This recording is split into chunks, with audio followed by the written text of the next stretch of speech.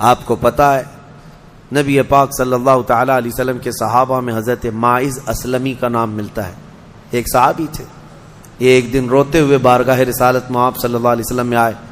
کہا آقا مجھ سے گناہ ہو گیا ہے. حضور نے فرمایا کیا ہوا؟ کہا کہ میں بتا نہیں سکتا. حضور نے پھر پوچھا بتاؤ تو صحیح کیا ہوا ہے؟ کہا بولتا ہوں تو منہ کو کلیجہ آ جاتا ہے. کلیجہ منہ کو آ جائے اس طرح کی چیز ہے میں نہیں کہہ سکتا. حضور نے فرمایا بتاؤ ماعز تمہارے لیے ہم ذریعے حل تلاش کر کے بتا دیں. انہوں نے کہا یا رسول اللہ مجھ سے زنا ہو گیا ہے. اتنا کہنا تھا نبی پاک صلی اللہ علیہ وسلم نے اپنا چہرہ پھیر لیا. صحابی ہیں حضور کے. خطا ہو گئی میرے آقا لیکن آیا ہوں آپ کے دربار میں. جب حضور نے اپنا چہرہ پھیر لیا اب بچا کیا تھا؟ اب وہ رونے گڑ گڑانے لگے, قدموں میں گر گئے. اتنا روتے رہے اتنا روتے رہے. اسی کو شاید امام اہل سنت فاضل بریلوی نے ترجمانی میں اشعار میں یوں کہا ہے یا رسول اللہ تجھ سے جو منہ چھپاؤں تو کروں کس کے سامنے. کیا اور کسی سے توقع نظر کی ہے؟ بد ہیں تو آپ کے, بھلے ہیں تو آپ کے, ٹکڑوں پہ یہیں کے پلے ہیں, رخ کدھر کریں؟ نبی پاک صلی اللہ تعالی علیہ وسلم نے پھر ان کو اٹھایا اور پوچھا بتاؤ ہوش میں ہو, ہوش و حواس میں کہہ رہے ہو؟ حضور نے جب پوچھا کہا ہاں میں ہوش و حواس میں کہہ رہا ہوں. کہا تمہیں کوئی بیماری, کوئی غشی, کوئی نشہ تو نہیں؟ کہا نہیں میں ہوش و حواس میں کہہ رہا ہوں. 3 مرتبہ جب پوچھا تو انہوں نے اقرار کیا. صحابہ سے میرے آقا نے فرمایا دیکھو ماعز اقراری مجرم ہے, اسلام میں سزا ہے, یہ شادی شدہ ہے, لے جاؤ اس کو سنسار کر دو, سنسار کرو.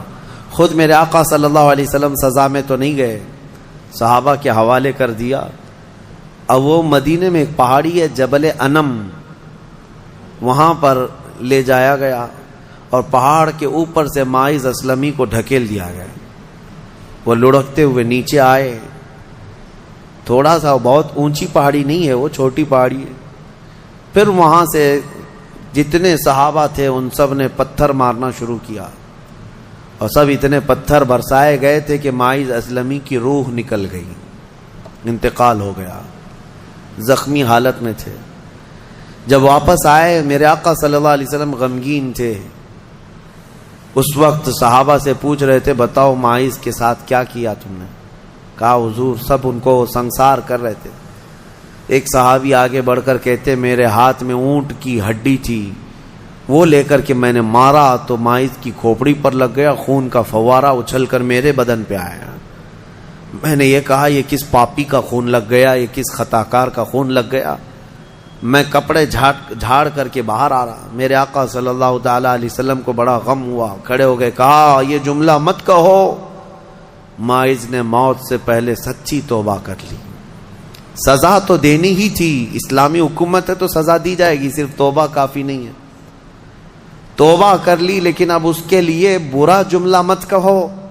میرے آقا نے فرمایا اللہ تعالیٰ نے ماعز کی سچی توبہ کی وجہ سے جبرائیل کو بھیجا اور یہ فرمایا یا رسول اللہ آپ کے غلام نے ایسی توبہ کی ہے کہ اس کی توبہ کے عوض اللہ نے پورے مدینے والوں کی گناہ معاف فرمایا, سب کی توبہ کے برابر فرما دیا.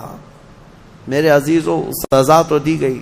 ایک اور صحابی آئے, وہ بھی آئی تھی بارگاہ رسالت میں آپ صلی اللہ علیہ وسلم میں, کہا کہ مجھ سے خطا ہو گئی ہے, حمل بھی تھا. حضور نے فرمایا جاؤ بچے کی ولادت کے بعد آؤ. بچہ پیدا ہو گیا, وہ بچہ کو 1 دن 2 دن کا بچہ تھا, وہ لے کر کے حاضر ہو گئی, کہا مجھے پاک کر دیجئے, مجھے پاک کر دیجئے. ان صحابہ کو یہ ڈر تھا کہ قیامت کی سزا بہت سخت ہے, دنیا ہی میں لے لو بہتر ہے, بہت عظیم ہے سزا. جو قیامت کے متعلق فرمایا گیا وہاں تو ہلکی سزا یہ ہے زنا پر کہ فرشتے لوہے کی سلاخ جو ہوتے ہیں وہ گرما کر کے ان کی شرمگاہوں پر مار رہے ہوں گے, اور ان کی شرمگاہوں سے جو پیپ نکل رہا ہوگا محشر کے دن, فرمایا کہ ان کی بدبو سے پورے محشر والے کانپ رہے ہوں گے. زانیوں کی جو ہلکی سزا ہے, پھر جہنم کی سزا کا تو کیا شمار ہی نہیں.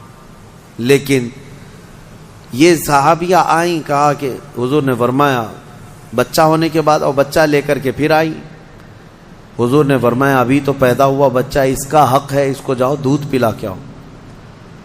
حضور پاک صلی اللہ علیہ وسلم کے پاس سے وہ گئیں، 2 سال تک دودھ پلایا، اور پھر جب بچہ تھوڑا بہت چلنے پھرنے لگ گیا، غلط صحیح کو پہچاننے لگ گیا، تو آئی حضور کی بارگاہ میں، کہا یا رسول اللہ اب میرا بچہ میرے بغیر رہ سکتا ہے، یہ صحیح غلط کو پہچاننے لگ گیا، اب دودھ بھی چھوڑ چکا ہے، مجھے پاک کی کریں۔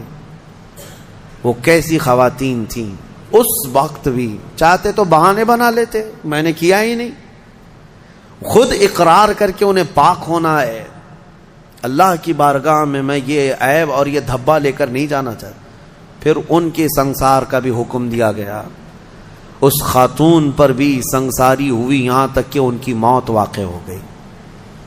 میرے عزیز و اسلام میں بڑی عظیم سزائیں ہیں، صرف میں یہ دنیاوی سزا آپ کو سنا رہا ہوں، اس سے گیس کر سکتا ہے آدمی دنیا میں جو ہائیسٹ سزا ہے اسلام میں وہ زنا پر ہے، لیکن یہ بھی کہا گیا ہے کہ یہ صرف اور صرف 100 میں سے 99 حصہ بھی اس کا یہاں سزا نہیں دی جا رہی، باقی 99 درجے زیادہ حشر کے دن اس کی سزا ہے۔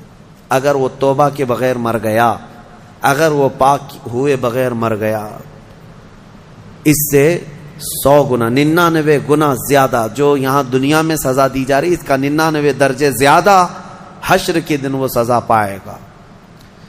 اسی لیے وہ دن یاد کر کے ہی جان پگھل جاتی ہے، جسم تھر تھر کانپنے لگتا ہے، وہ قیامت کا منظر۔ اللہ کریم ہمیں ان تمام برے فواحشات سے محفوظ فرمائے۔